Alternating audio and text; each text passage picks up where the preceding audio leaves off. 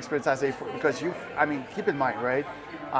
We first met through a job application that you've submitted on LinkedIn, right? Yeah. As I was in the search for a freelancer photographer here for London, and through the process, here you are today. We just ended like an 8-hour day or even 9 hour.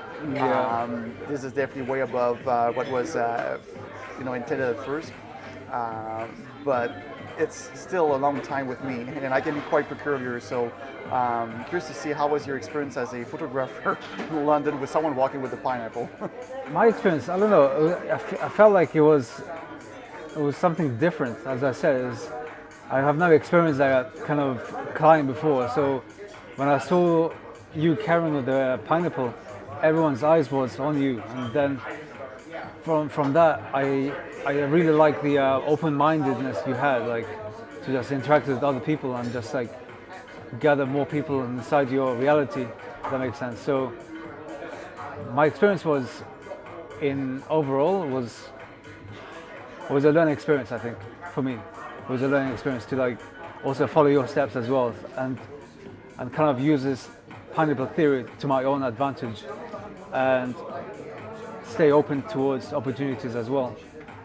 So, through this day, I can only think of times because there's definitely a difference from where I stand and where you stand, right? I mean, you're behind the camera, you're focused on what would be the best shot to take, the light, the angle.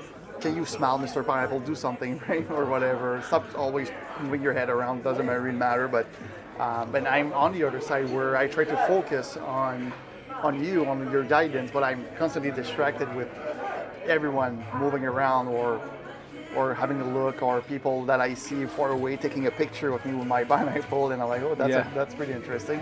That's true. So, one of those high moments of the day was definitely those who recognized that it was so unique. Like, it's so odd to. Since when do we see someone with their fruit around, right? Because they don't know the context of the reasoning behind all of this. And not only there's a camera looking at me, but I can see cell phones behind you that you're not aware of that are just taking pictures. No way. And there were a few that I saw, and even on the cruise, that gentleman that we had a pretty nice chat, who's from Germany, Yeah. who started showing us some of his work on his cell phone. When you took a few shots when we were freezing cold on top of the rooftop of that boat. He was literally behind you taking shots at me at the same time because he was like, that's pretty nice, right? So that was definitely something pretty cool. But the one who was doing a live Facebook event and just let's get in there, right? So Yeah. that definitely put some type of vibe into the whole experiment at the same time. 100%. It's more of an interaction with different people. Right. Yeah, and he had that kind of different cultures as well. Yeah. Yeah. Oh, it was super diverse today. Yeah. Today was really diverse. I mean, and then this is probably and this is good for everywhere, but this is what's great with the touristic environment, right? People from all over the world are there, so you're going to meet. You don't know who you're actually going to meet and where they're from, unless if you're actually curious with them, right? Yeah. That's one of the first questions. I mean, do you speak English first? Yeah. And from there, hey, where are you from? If it's okay to ask, right? And from there, man, you can go such a long way in that conversation, right?